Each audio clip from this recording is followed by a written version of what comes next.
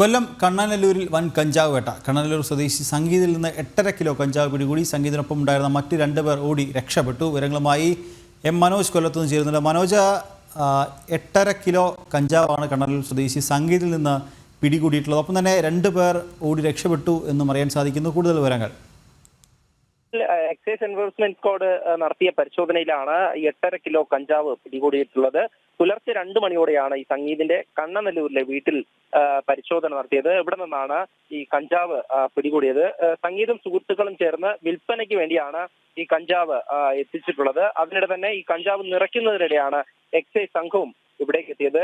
റെയ്ഡിനിടെ എക്സൈസുകാരെ ഈ പ്രതികൾ ആക്രമിക്കുന്ന ഒരു സാഹചര്യമുണ്ടായി. അതിൽ ഒരാൾക്ക് പരിക്കേറ്റിട്ടുണ്ട്, ഒരു ഉദ്യോഗസ്ഥന്. എന്തായാലും സംഗീതിനൊപ്പം ഉണ്ടായിരുന്ന 2 പേർ രക്ഷപ്പെടുകയായിരുന്നു. സംഗീതിനെ എക്സൈസ് കസ്റ്റഡിയിലെടുത്തു. മറ്റ് നടപടികൾ സ്വീകരിച്ചു വരികയാണ്. ഈ പ്രതികൾ ഉണ്ടായിരുന്ന വീട്ടിൽ നിന്ന് വടിവാളടക്കം കണ്ടെടുത്തതായാണ് എക്സൈസ് നൽകുന്ന വിവരം. അതായത്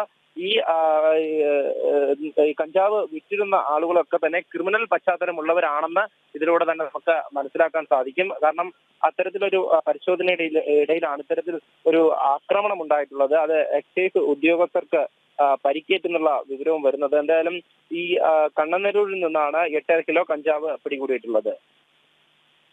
ശരി മനോജ, കൊല്ലം കണ്ണനല്ലൂരിൽ വൻ കഞ്ചാവ് വേട്ട. കണ്ണനല്ലൂർ സ്വദേശി സംഗീതിൽ നിന്ന് 8.5 കിലോ കഞ്ചാവ് പിടികൂടിയിട്ടുണ്ട്. സംഗീതിനൊപ്പം ഉണ്ടായിരുന്ന മറ്റ് 2 പേർ ഓടി രക്ഷപ്പെട്ടു. വിവരങ്ങൾ നൽകുകയായിരുന്നു കൊല്ലത്ത് നിന്ന് എം മനോജ്.